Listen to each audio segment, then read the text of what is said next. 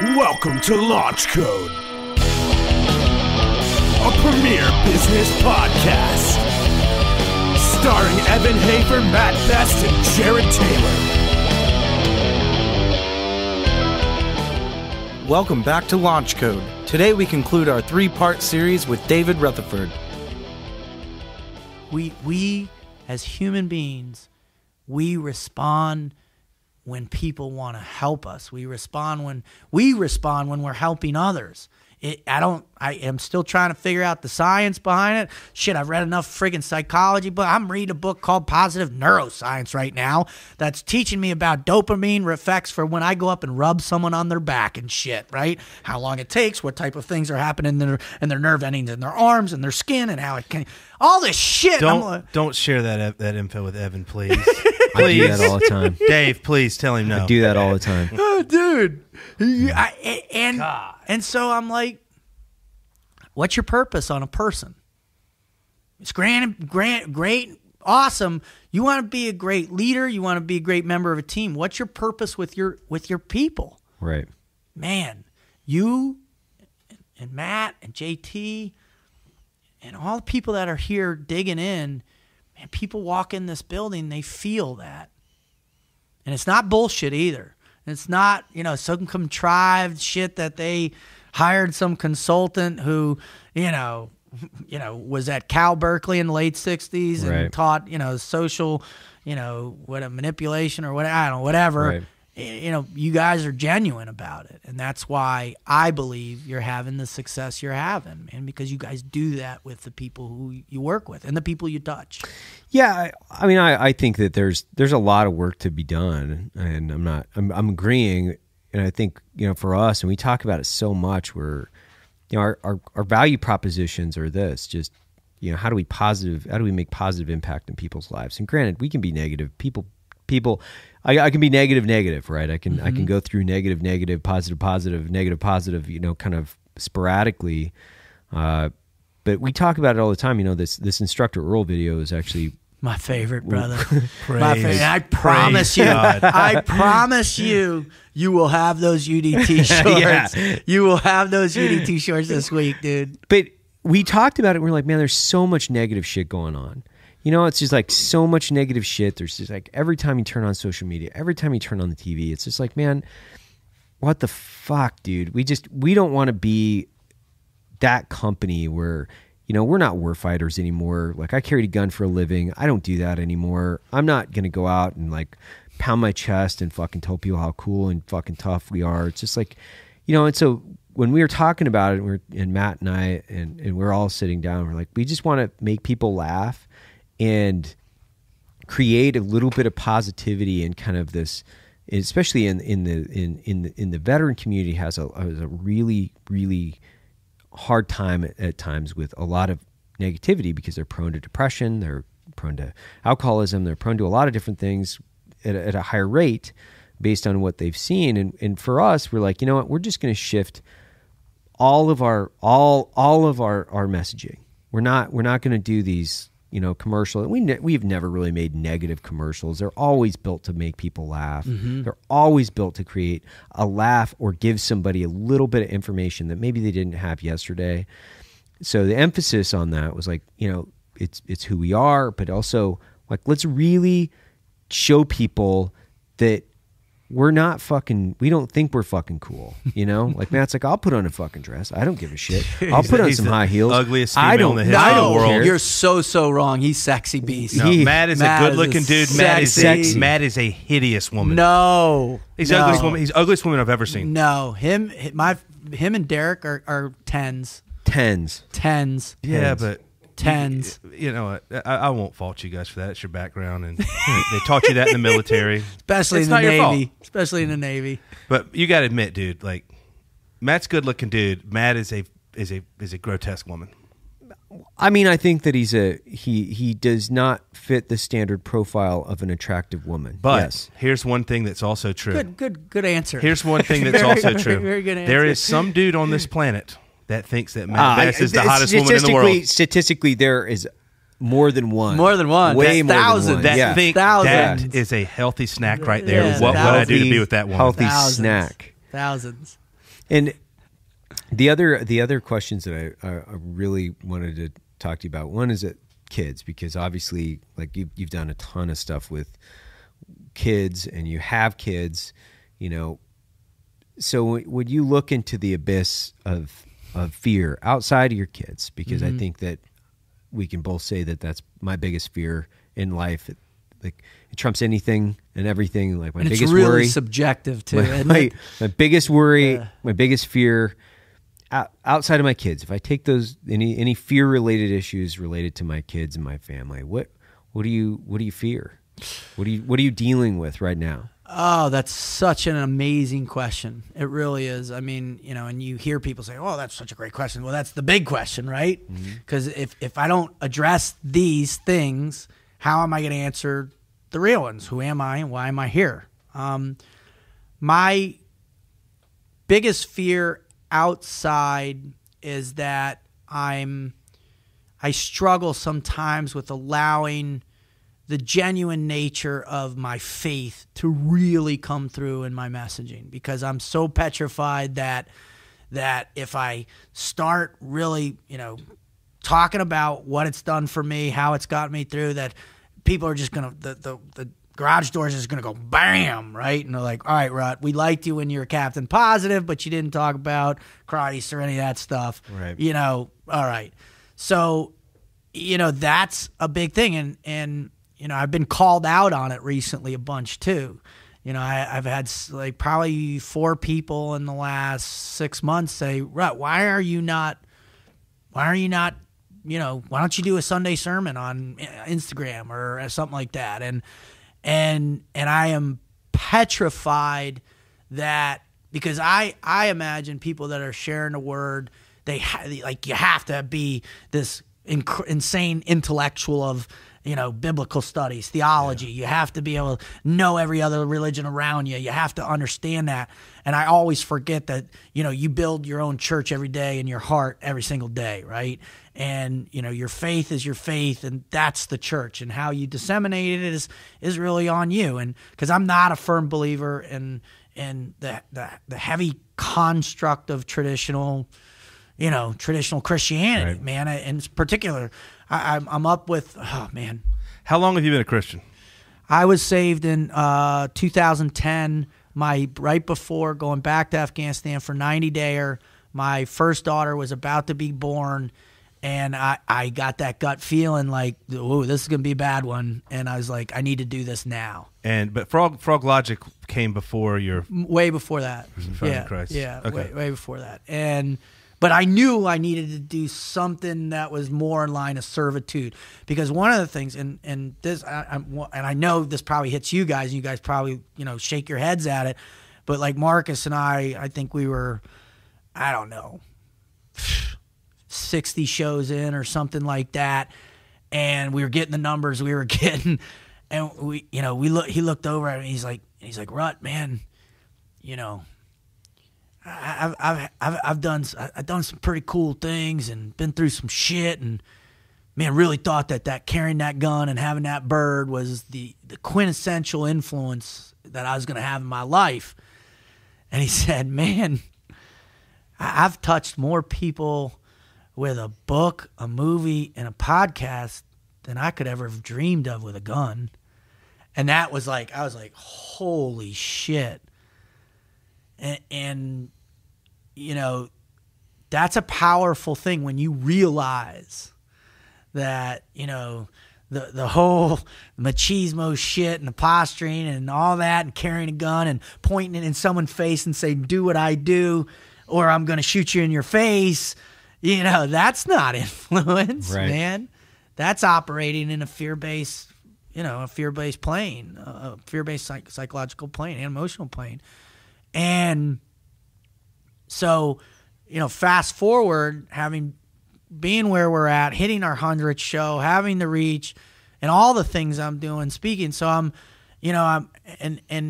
people, you know, suggesting this concept towards the religious aspect of what I do. I'm in Philadelphia. I'm with the Sox, and we're playing Philly. And I come into the locker room, and on the table there's this massive article about the latest church scandal, and this one's big. Yeah. This one's really big. It's The one in PA? Yep. It is over 1,000 kids testifying from 1943 to now, 301 priests, and only 3 of them are prosecutable because of statute of limitations. And the systemic cover-up that has happened since day one, it devastated me. I teared up in the middle. Meanwhile, here, they're like, "Yo, bro, you're our motivational guy. You know what's going on?" And I remember I pulled over Joe Burns as one of their closers, really brilliant guy. He was a psychology major in college, and I pulled him over. I said, "Man," he's like, "What? Rut, what's up, man?" I showed him. He's like, "Fuck," and this is a big thing to come in and to you and to me to looking like, all right, Evan, I'm going to plant the seeds of the Lord, and I'm still brand new at this shit, and I don't know, but it scares the holy living shit out of me.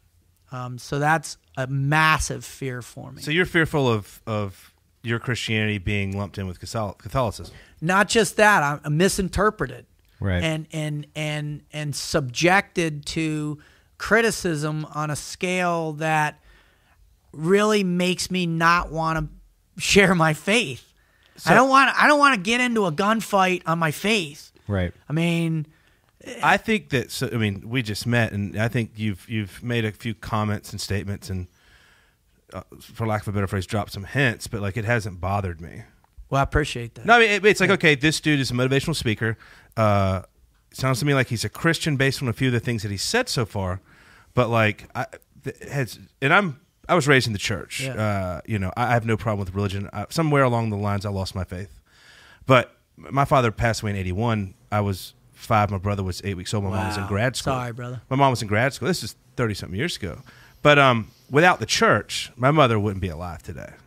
And so I was raised in the church, Sunday school, church, covered dishes on Wednesdays and stuff. I took theology classes in college.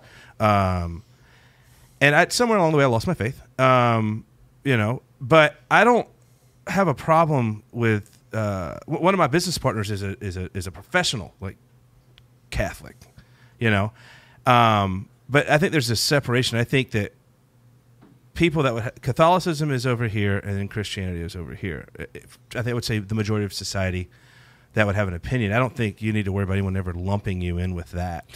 Other than like, I think you can. I think it's a fine line between witnessing and being a soldier for Christ, which it sounds like you're conflicted there, and then your message. And I think, my opinion, it's 2 messages. I think that you give enough clues that one is a part of the other, but just because Christianity is a huge part of your message doesn't necessarily mean that it's going to be a huge part of what I'm taking away from you. Does that make any sense? Yeah, that's really. I wouldn't worry about it though, dude. Like seriously, and if it does bother someone, fuck them. Yeah, but I can. You're a motivational. You're a very positive and motivating person, and just you throw it out, right? And you're propagating energy. Yeah. And I think it's more complex than that, because I think that you've got people that you want to affect in a positive way. And when you put religion in or inject religion, you're right, they shut down.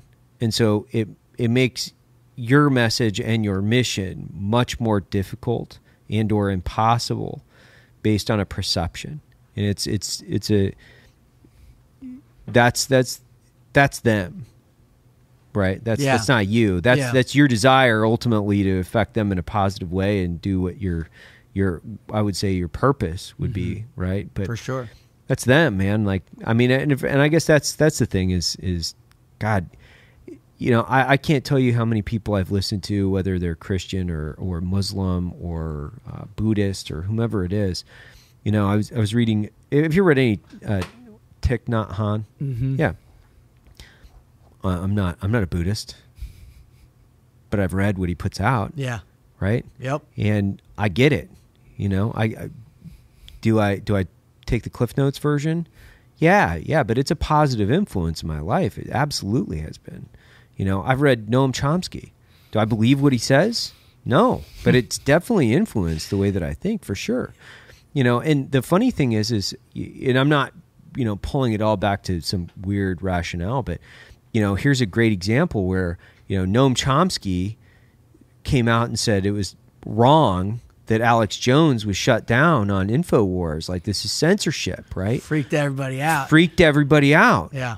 But it's like there is common ground in the human language, and it cross levels across politics and political beliefs in a ton of different ways, where if you've got people that are open-minded and willing to accept your message and or willing to accept who you are, you know, those are the people you want to impact anyway. Well, I firmly believe, and especially after doing our show, you know, you bring on people from all walks of life, they tell their greatest never quit story. And some of these stories are freaking heavy, man. Right. Heavy. I mean, Charlie Plum, I mean, that's 2,103 days in the Hanoi Hilton. That's fucking heavy, crazy. Bro. Yeah. Lara Logan, gang raped by 300 people in Tahrir Square, right? Yeah. We just had a guy on, Kwame Ananju, 27 years incarcerated wrongfully on the coerced testimony of a 12-year-old boy that the cop said, if you don't testify like you saw these three boys shoot that dude, we're going to send your mom to jail. And they spent the first 3 years on death row as a 17, 18, and 19-year-old kids. Bro. So the way I look at it is, man, you know, going back to root fear, right? We're unified in our pain. Mm-hmm. I mean, we want to believe that our cultural similarities are the greatest connectivity that we experience, right? Because you went here, or we were soft guys, or whatever our accolades, or, you know, wherever we grew up, we're in the same neighborhood or whatever. That's how we're connected. Bullshit, man. Bullshit. We are connected through our pain, right? And the proximity with which we allow our pain to cross the threshold, man, is where all of a sudden now it's like, holy shit, you understand me. Yeah, and it doesn't matter. Doesn't matter if you're from the inner city. If you were beaten as a child and you're from the rich white neighborhood of Connecticut and you're beaten as a child, you understand what it means to be beaten as a child, to be abandoned by the love of your parents, to be out on your own. That's what crosses these thresholds of pain, right?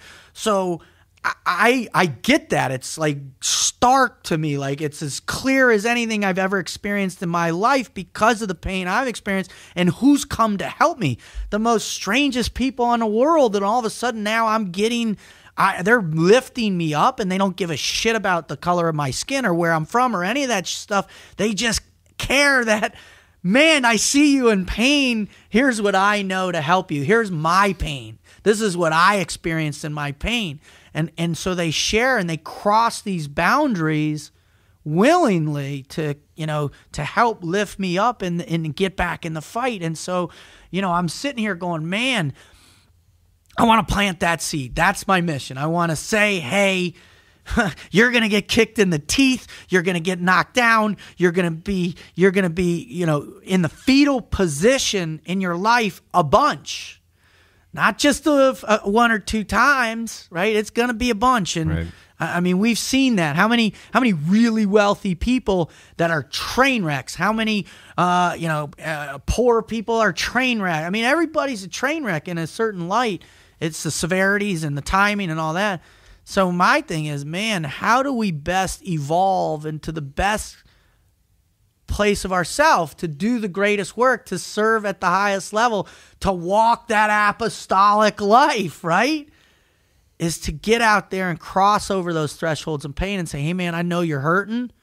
I'm here. Let me help you, right? But so often, I mean, and this is the one, you know, and my change happened with the greatest mentor in my life, Bruce Cunningham, died in May of 2016. He drank himself to death.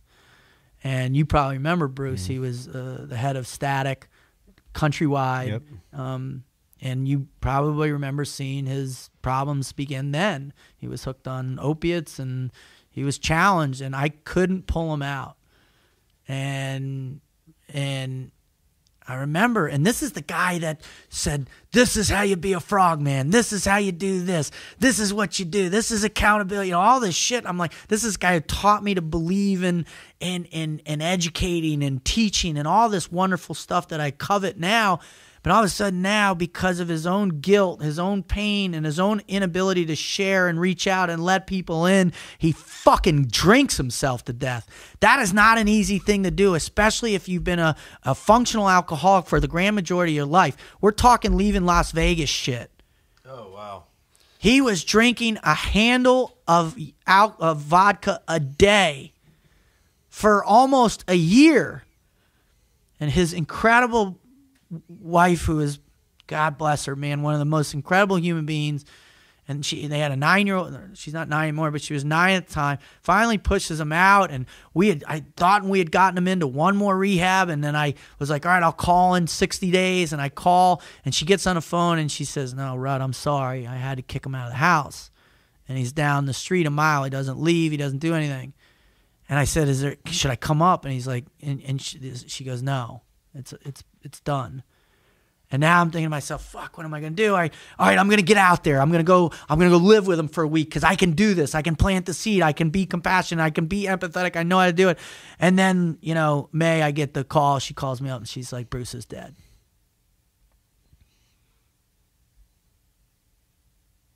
Fuck, I guess all that hardcore, I'm a tough guy, Navy SEAL, gritted out, bottle up your fears and pain and all that and don't share it and just charge on. I guess that shit didn't work in this situation. And why wasn't I able to figure out how to get through to him? Why couldn't I help him see his pain? Why couldn't I help him, relate in his pain? Why couldn't I help him just get through a stage, find him a place? And it changed me. Because I came to realize, man, we are all in pain. All of us.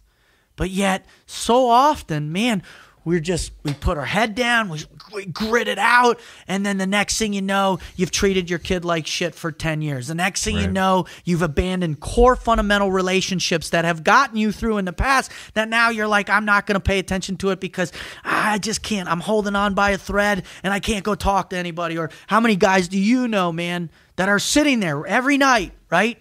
Pop the 8 pills, right? They drink that half a bottle of Crown. They got the Glock out. They're sitting there. They're staring at it. They're, and they're like, fuck, I suck.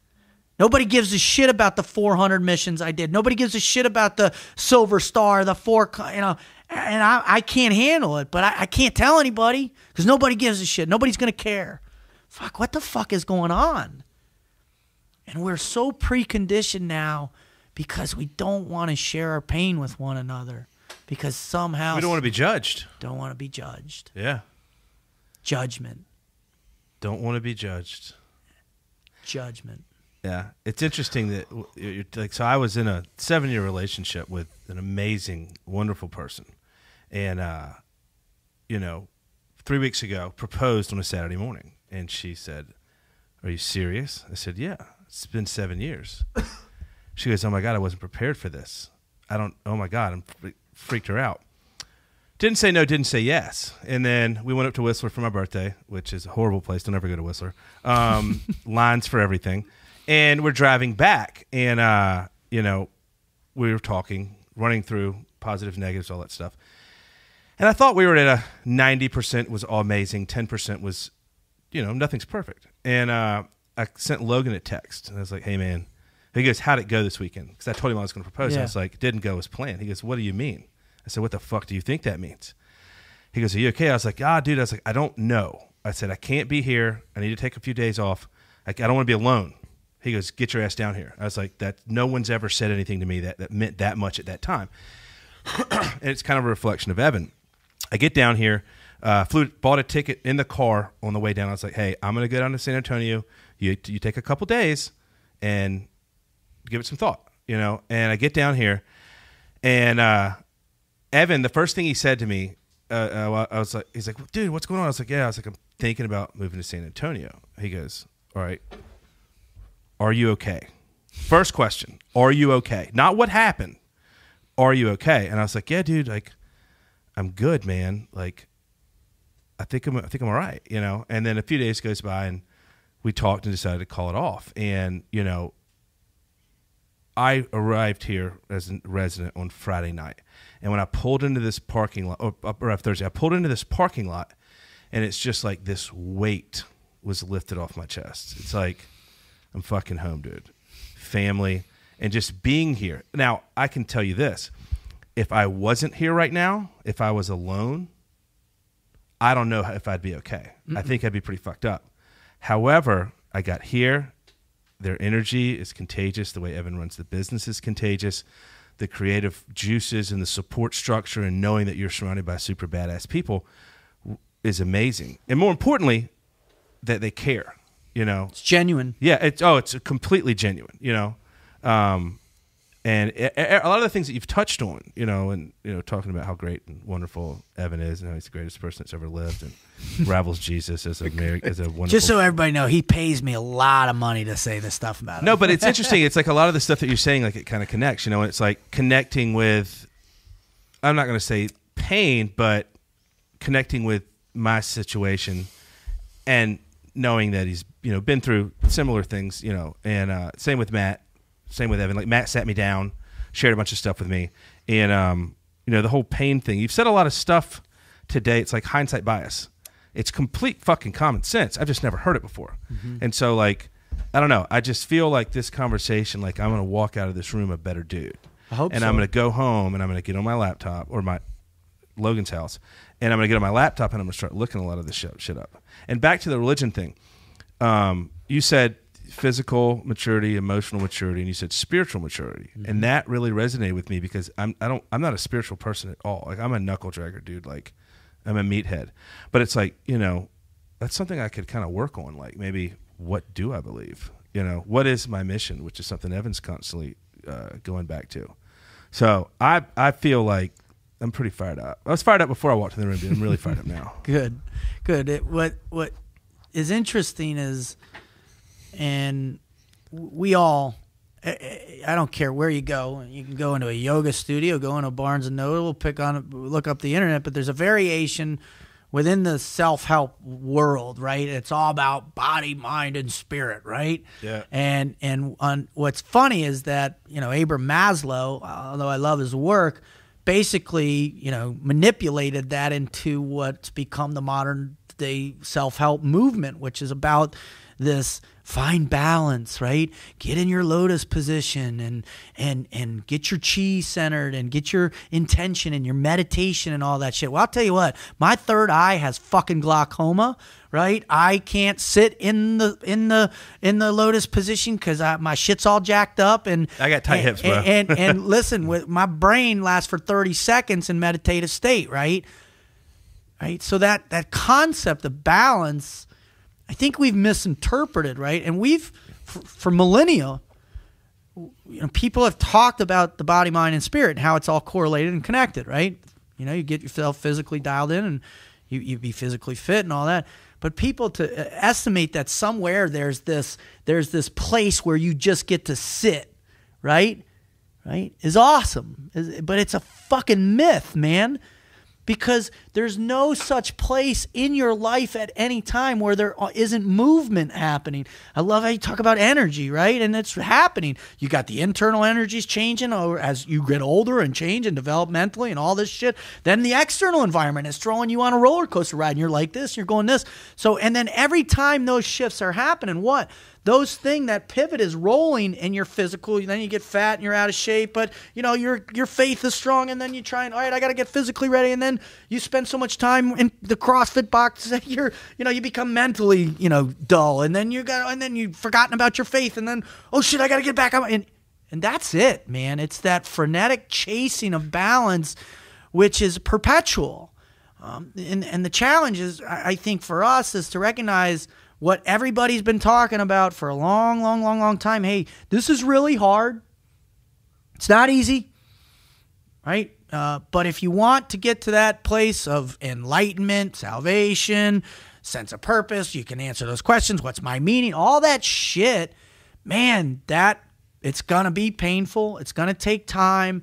But if you surround yourself with people that want to help you in that capacity, and then you return the favor with them, man, it makes the madness of it a hell of a lot more fun and rewarding. And the memories will be much more rewarding because no one remembers the stuff that was easy. You only remember the stuff that was hard. For sure. You know, greatest lessons you'll learn. Yeah. Mm-hmm. Yeah. It's like the soft mentality that, you've continued to hit on. And it's funny, over the last 4 years, right? I used to be like hyper ashamed of a bunch of shit, guys. We've talked about that. Yeah, man. You said you were hyper ashamed? We both were. Yeah, just I think that you're so self-conscious. I stayed in that profession longer than I should have, for a combination of reasons. I made other people probably miserable because I was fucking miserable. I was angry. I was, if I was competent and better, I felt I was right. So as long as I'm better than everybody in my mind, right? As long as I'm better than everybody, then I'm fucking right. I'm good. If I take your ass on the range and I fucking stomp your guts in every fucking day because I outwork you and do all the other things, right? Then I get to piss on your leg. I fucking all own day, you. every day. Yeah, I get to piss on your leg. I'm fucking own you. That is such a fucking. It is such a detriment to the individual psychology, and the single best thing that ever happened in my life was basically being fired from the agency. It was the single best fucking thing that could have ever happened in my life.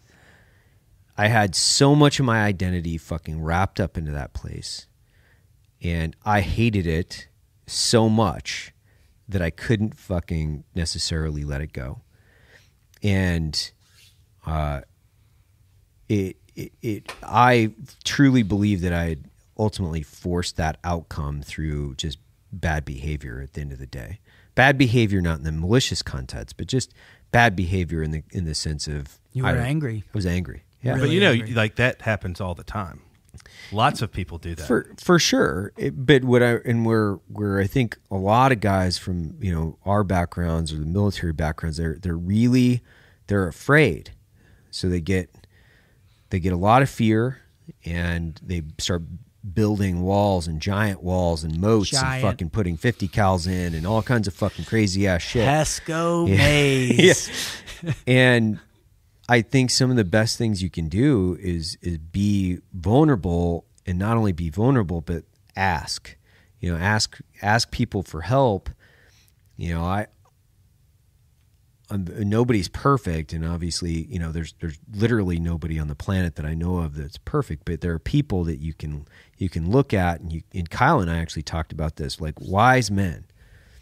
And the thing I think that I truly admire about you, and there's only a few of these other people that I know in my life where I'm like, man, I just want to fucking listen and just like ring it up, because what you're talking about is a guy that's been on a walk for a long time of introspection, and had seen very low lows and some fucking high highs, and ultimately you put yourself in pressure and fucking ground yourself down, and then brought yourself back up. But you're into the process. And wise men, for me, if I do anything in my life, I just want to be a good man. I don't think I'll ever achieve wisdom, but I just want to be a good man. My family, my daughters, if anything were to say anything about me in my life, the people that I care the most about them saying I was a good father would mean more than anything else in my life, hands down.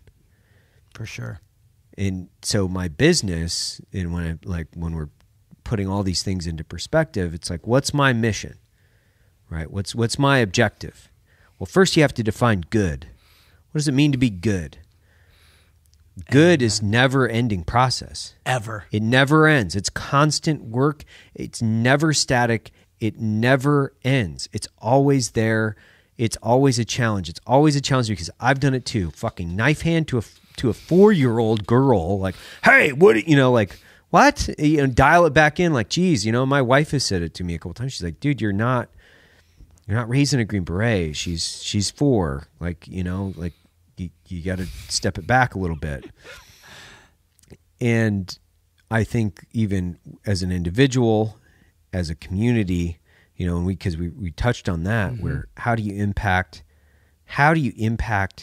your community? How do you impact the people around you? Well, first you have to impact yourself. And that individual has had to have gone through some fucking pain. More importantly, they had to have learned from the fucking pain. Yeah.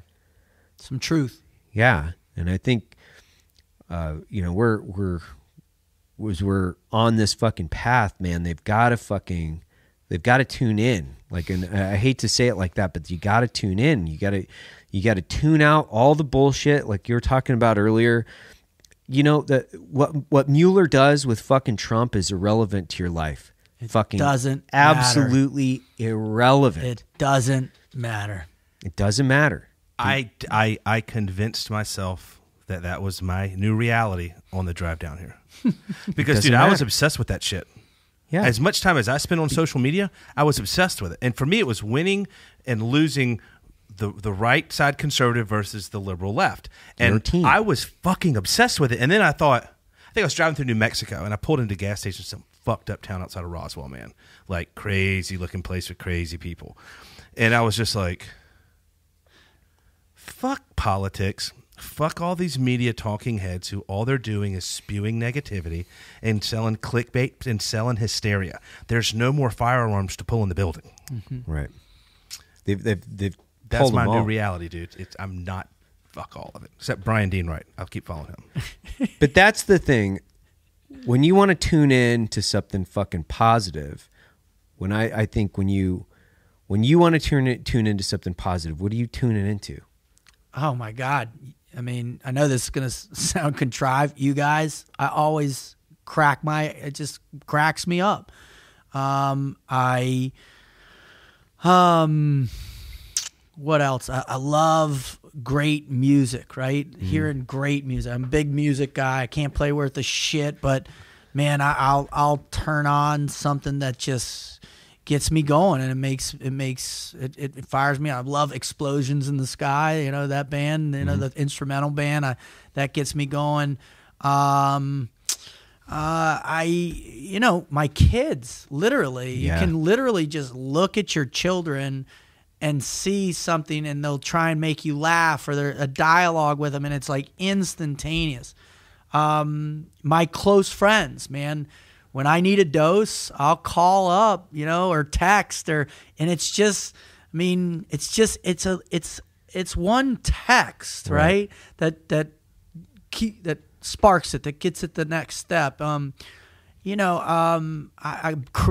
creative, and creating something that I have, that I feel is going to make an impact, right?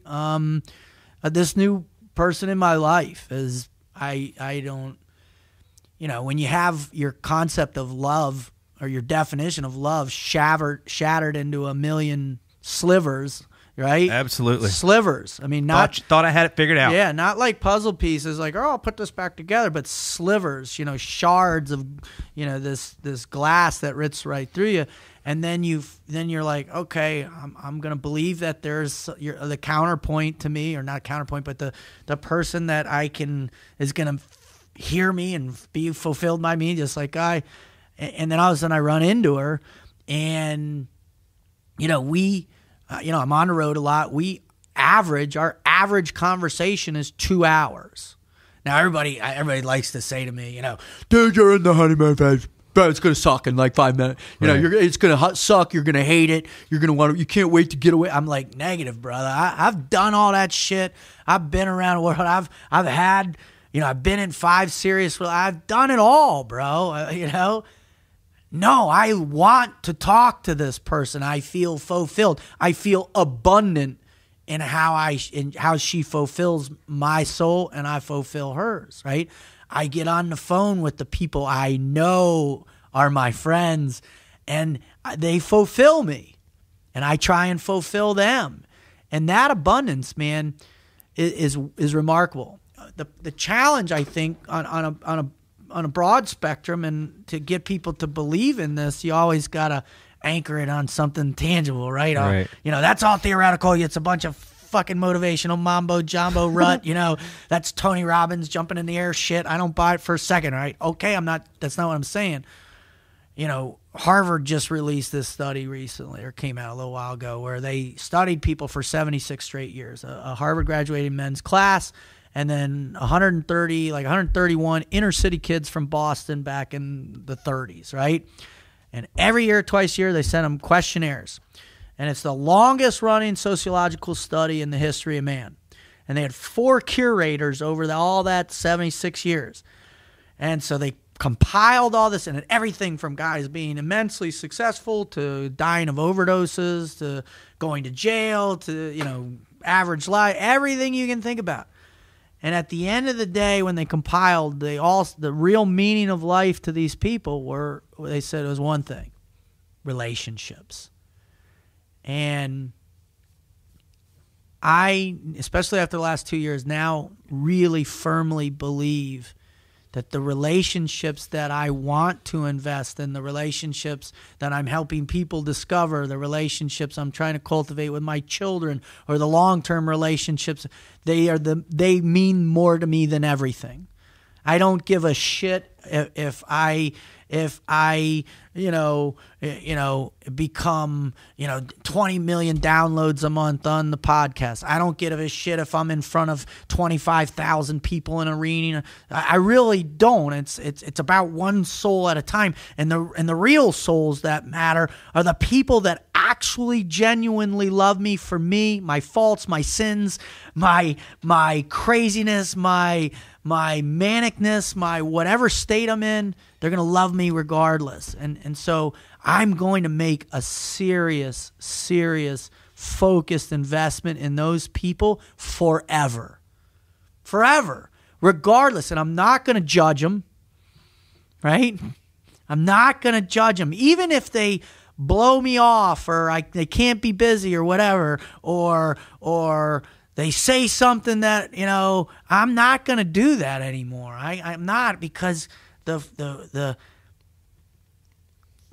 presence that they have in my life is what life is about. Irreplaceable. Irreplaceable is not enough. Right. Yeah. No. It's not enough. I could sit all day and pontificate with really cool words and psychological experiments and studies and all this shit, but I can't surmise it. The only fucking thing that adequately describes how I feel about Evan is love. I love the man. And that's it. That's it. And he knows what it means for me. And I know what it means for him, from him. And I'm good in that space. And I'm going to keep doing it forever. Period. What are some of the things that you do that make you happy? And let's try and top that, please. I can't top anything Dave says. People want to hear. I can't top what Dave says, but I can tell you that I agree with him 100,000%, which is relationships and the relationships and love. And it's funny because I just rewrote the company's values, and love is one of the values. And Thank you, brother. Thank you. And people in the boardroom, they're like, love? And I was like, yeah, absolutely. It's Black Rifle Coffee, it's like love. I was like, yeah. You have to love your workplace. You have to love what you do. You have to love the product. You have to love the customer, but love. Because that's what I'm trying to create. For decades of my life, I emphasized all the wrong priorities, the wrong people, the wrong type of relationships. I don't want any of those relationships, actually. I could give two shits about them because they're worthless. They're absolutely worthless. But did they serve a purpose at that point in time? Yeah, I mean, everything you could argue everything serves a purpose at that specific time and purpose. It's a tough in thing to get life. involved in, right? Yeah. But I think relationships, and more importantly, the relationships that I would agree with Dave wholeheartedly with is the love that you have for your friends and the depth of love that you have for them. And sometimes you can see it. You can see it and you're like, oh, you know what? This is a guy, this is a person, this is a person I will love. And Dave, I think from a long time, I was like, man, I love Dave Rudd. Like he is the best because he is like not only the most positive, sincere, authentic guy, like he's trying to do something incredible. And just recently, I ran into a guy within the last couple of years, this guy, Donnie Vincent, fucking incredible guy, like incredible. And I love what he does. He's a he's a man. deep fucking man. And it's incredible because you're like, man, I've got a deep relationship with this guy as an adult. How often do you come across people where you're like, man, I have a deep relationship with this person outside of your wife, outside of your kids? You're like, you don't. But and that's what this business has been able to do for me is you can really you can really wrap your arms around it and go, you know what? I don't care about what I did in the past. It built me who I am today. It provided me an incredible introspection into my life. But going forward, this is what I'll fix and this is what I'll emphasize. This will be my emphasis. Well, you are all of that was and this is another really amazing thing that I've learned from those very wise people is like, hey man, God bless you. All that stuff, man, awesome, amazing, incredible, hoo-yah, high five, all that, but shit, today's day one. Yeah. And you have now no excuses. And you know what? You've worked your ass off, to create this. And I know you, brother. It ain't to reap the reward of the financial gain. It's to make the impact on that next level schedule. And man, I remember dudes were like, oh, fucking Evan, man, he's a dreamer. That dude he's got some more harebrained cockamamie ideas than any motherfucker I've ever met in my whole life. And I was like, dude, isn't it awesome? And they're like, what? No, he's an idiot. I mean, that shit, nobody's going to make that happen. And I was like, bro, why would you say that, man? It's awesome, man. It makes me want to come up with 5 or 10 more harebrained cockamamie ideas. And dreaming's free, man. It doesn't cost not anything. a single dime. Nor does loving and supporting another human being. If you get rid of your ego, your judgment, your own guilt, your own fear, if I put that shit in the back and just say, God bless you, bro, charge on, and that's it, man. And I remember one of the biggest conversations we ever had. When I was out on the set. You were off set one day, but you called me, and I was in my car, and we had an 2-hour conversation in that, and you talked about that cataclysmic shift in your focus about the value, the relative value of your past in the moment being a detriment to the possibility of your future. And you were letting it go. And you were talking about things in a spectrum that nobody else in my peer group was talking about that. And I remember being blown away with the fact that you were telling the truth. It wasn't like you weren't making it up. It was I know it, right?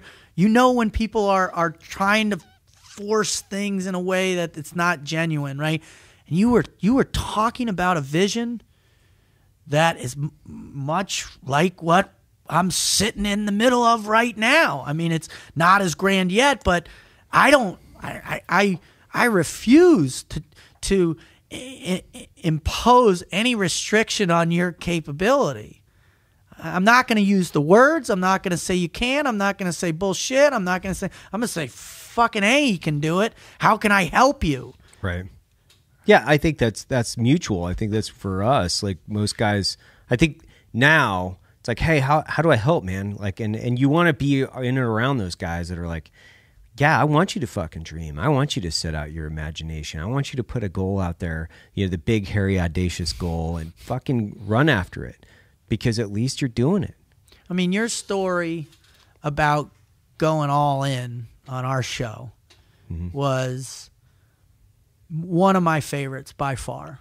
Not only because I love you as much as I do, but the way you were so raw about it, and you're like, I didn't care. I sold every gun I had. I maxed out my credit cards. I had nothing in my bank account, and I went all in with some guys that were, I didn't really know them, but they seemed like they were all in too, and they had, and look, man, and I think the greatest thing that I hope people take away from this show with you is, if you're willing to allow yourself, that pain, the regular pain, in a positive way, you surround yourself with people who truly love you, and you love them back.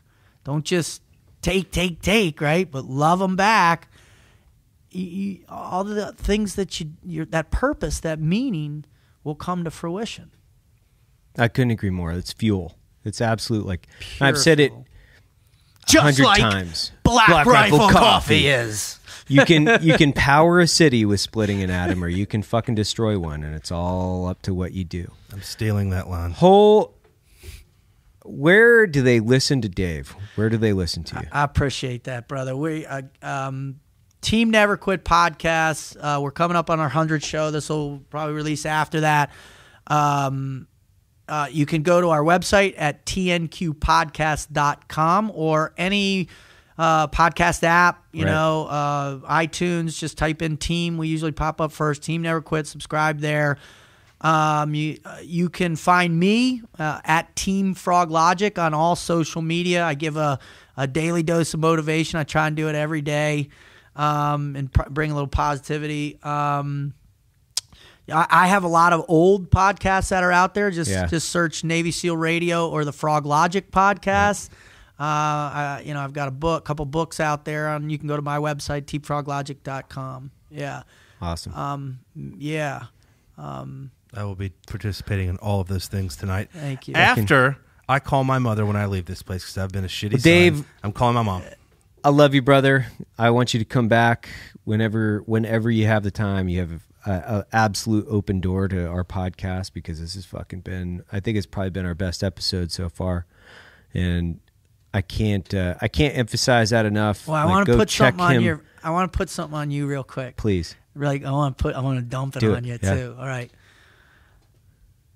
Since day one, you've been talking about a vision, and I know the wrong thing for me to do, in particular your wife is probably going to smack me the first time she meets me. Your daughter's going to be upset with me in a certain component later on, much down the road. But I want you to work harder, and I want you to keep doing this, and I'm really doing it in a bigger way. And I want you to bring that core root of who you are, who Matt is, who everybody, all the incredible people, bring it to the people out there. Give it to them, serve them, and do it as big as you possibly can do it, Evan, because you are going to create a shift, not only in the business world, for sure. You'll be able to take the Pepsi challenge against all those cats out there doing it on the macro level, because man, you've been there, you've done it, you know the truth.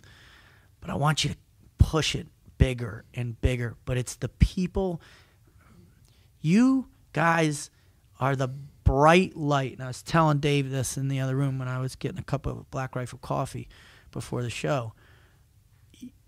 You guys are the beacon for giving the rest of us hope that we don't have to be pigeonholed to be veterans. We don't have to be pigeonholed to be a former life, a former identity.